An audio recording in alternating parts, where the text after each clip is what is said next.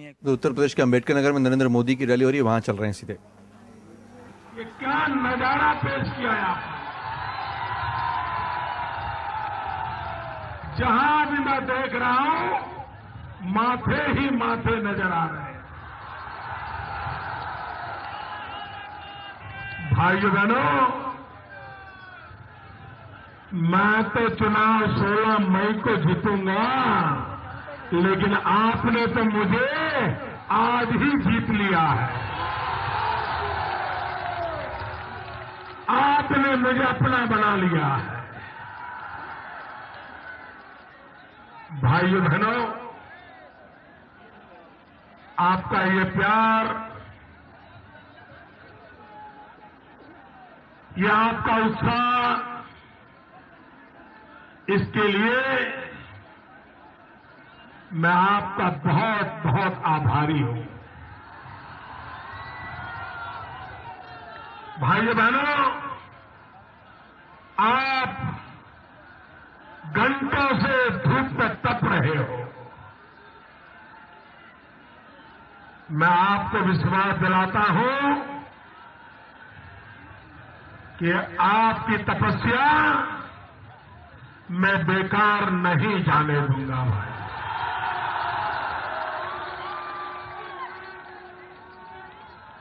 भाइयों बहनों, ये चुनाव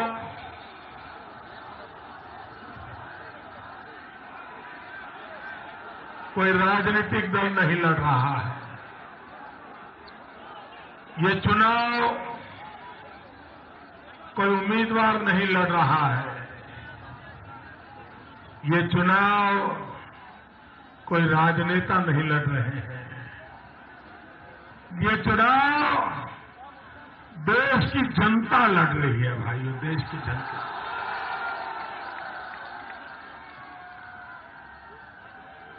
भाइयों बहनों,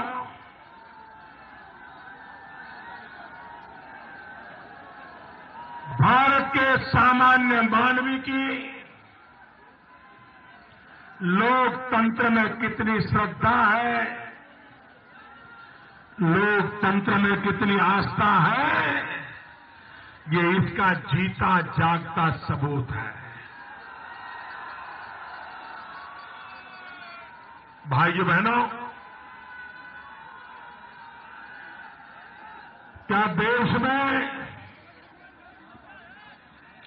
बम, बंदूक और पिस्तौल की राजनीति चलेगी? नमस्कार, मैं हूं रिचा। आप देख रहे हैं 12 बजे की खबरें एनडीटीवी इंडिया के न्यूज रूम से, जहां पर हलचल इस बात को लेकर है कि उत्तर प्रदेश में आजमगढ़ को आतंकियों का गढ़ बताने वाले बीजेपी नेता अमित शाह के बयान पर अब समाजवादी पार्टी और बहुजन समाज पार्टी जमकर राजनीति कर रहे हैं।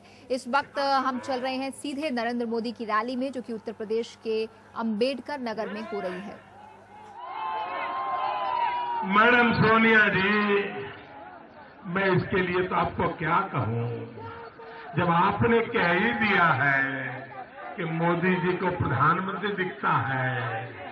सोनिया जी, हमारी यहां कहावत है, आपने इतनी अच्छी बात बोल दी है तो आपके मुंह में घी शक्कर।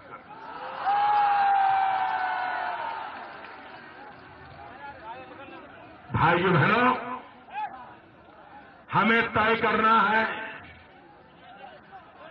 ये जातिवाद का जहर,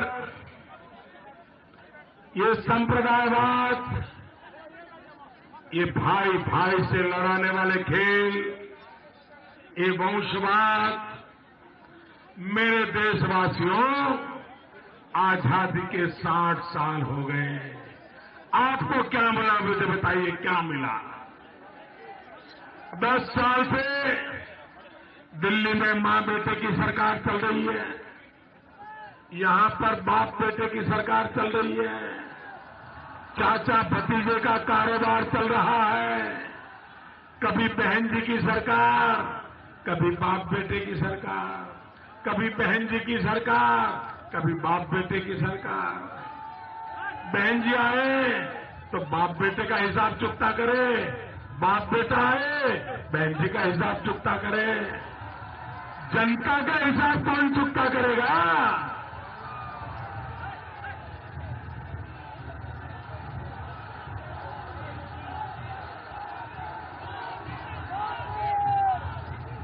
उनको जनता की परवाह ही नहीं है। और इसलिए भाइयों बहनों, ये अपना अपना हिसाब चुकते करने वाले लोग हैं ना, उनको विदाई कर दो, विदाई कर दो। हम जनता का हिसाब चुकता करना चाहते हैं, हम जनता को हिसाब देना चाहते हैं, हम जनता की इच्छाएं पूरी करना चाहते हैं। और इसलिए भाइयों बहनों, अब भारतीय जनता पार्टी के बिना आपकी भलाई के लिए कोई विकल्प नहीं बचा है भाइयों, कोई विकल्प नहीं बचा। भाइयों बहनों, ये लखनऊ में तो कुश्ती करते हैं, लेकिन दिल्ली में तो दोस्ती करते हैं। ये सपा, ये बसपा, ये कांग्रेस, ये सबका एक ही थाली में खाना होता है और बेड़ियम सोनिया जी परोसती है और ये लोग बड़े चाव से खाते हैं। इनको अलग मत मानिए। ये लखनऊ में कुश्ती करते हैं, दिल्ली में दोस्ती करते हैं। भाइयों बहनों,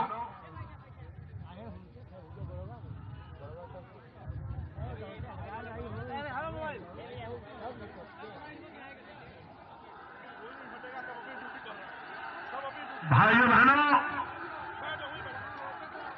पल भर के लिए सोचिए, पल भर के लिए सोचिए,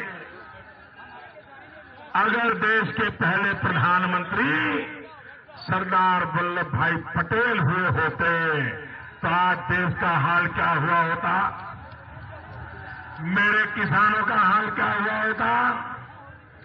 आप मुझे बताइए, सरदार पटेल देश के प्रधानमंत्री हुए होते तो आज देश की हालत अच्छी होती कि नहीं होती? कश्मीर की समस्या का समाधान हुआ होता कि नहीं होता? किसानों का भला हुआ होता कि नहीं होता? गांव का भला हुआ होता कि नहीं होता? भाइयों बहनों, ये परिवार ने सरदार वल्लभ भाई पटेल पर जितना जुल्म किया है, सरदार वल्लभ भाई पटेल के साथ जितना अन्याय किया है, भाइयों बहनों, सरदार वल्लभ भाई पटेल को सम्मान देना ये हम सबका जिम्मा है भाइयों।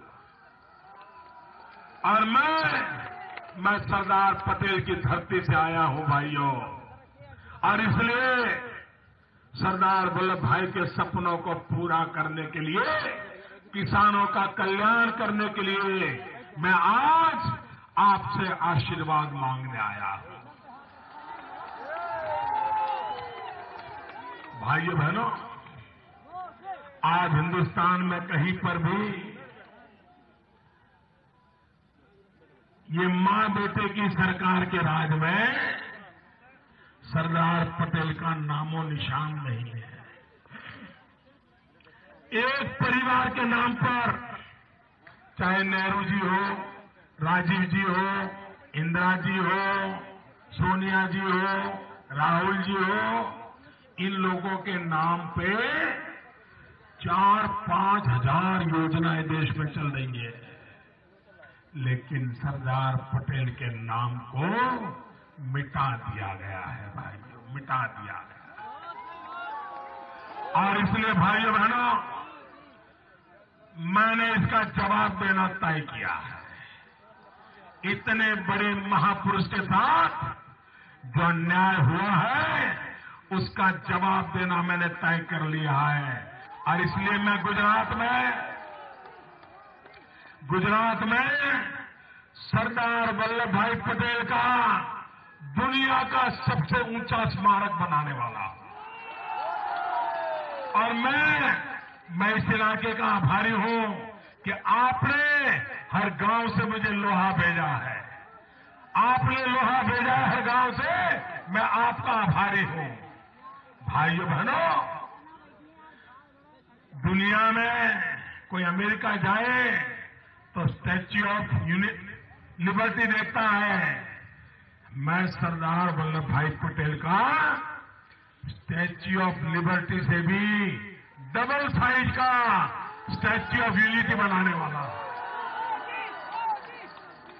सरदार पटेल को अपना मानने वाला हिंदुस्तान का हर नागरिक गौरव करेगा, ऐसा मैं काम करने वाला हूं। भाइयों बहनों, आप मुझे बताइए, लाल बहादुर शास्त्री कहते थे, जय जवान जय किसान, जय जवान जय जवान जय जवान। लेकिन क्या ये मां बेटे की सरकार में कहीं जय जवान बोलने के हाल है क्या? जय किसान बोलने के हाल है क्या? भाइयों बहनों, जिस देश में पाकिस्तान आकर के जवानों के सर काट के ले जाए और दिल्ली की सरकार कुछ न करे, इतना ही नहीं भाइयों, युद्ध में हमारे देश में जितने जवान मरे हैं उससे ज्यादा 10 साल में देश के किसानों ने आत्महत्या की है। 2 लाख से ज्यादा किसानों ने आत्महत्या की है। भाइयों, आप कल्पना कर सकते हो, जिस देश में 2 लाख से अधिक किसानों को आत्महत्या करने की नौबत आई हो, उस देश में मां बेटे की सरकार को जवाब देने को तैयार नहीं है। भाइयों बहनों, लाल बहादुर शास्त्री का नारा था जय जवान जय किसान, इनका तो नारा है मर जवान मर किसान। और इसलिए भाइयों बहनों,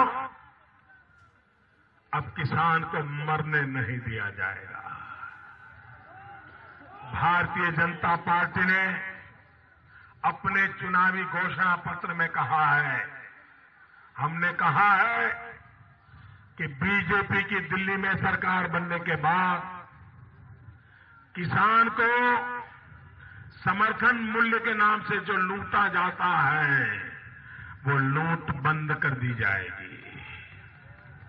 और हमने तय किया है, आजकल तो क्या है, एयर कंडीशन कमरे में बैठे हुए बाबू तय कर देते हैं कि मिनिमम सपोर्ट प्राइस ये होगी, समर्थन मूल्य ये होगा, एक राज्य में एक, दूसरे राज्य में दूसरा।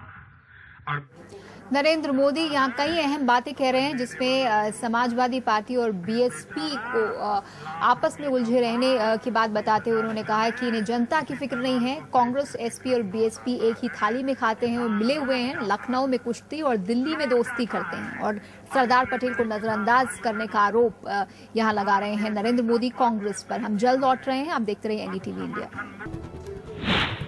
इस वक्त नरेंद्र मोदी उत्तर प्रदेश के अंबेडकर नगर में रैली कर रहे हैं। सीधे चलते हैं इस रैली में। कांग्रेस ने आपके साथ धोखा किया कि नहीं किया?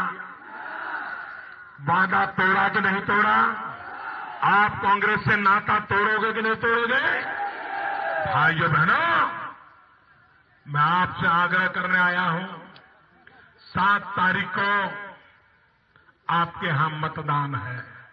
7 को आज चुनाव प्रचार का आखिरी दिन है। आपके दिमाग में कमल होगा, आपके जुबान पे कमल होगा, आपके दिल में कमल होगा, लेकिन 7 तारीख को कमल उंगली पे आना चाहिए, बटन दबना चाहिए और भारी बहुमत से भारतीय जनता पार्टी को विजयी बनाइए, हमारे पांडे जी को विजयी बनाइए। उत्तर प्रदेश से सारे के सारे कमल भेज दीजिए। भारत माता की, भारत माता की।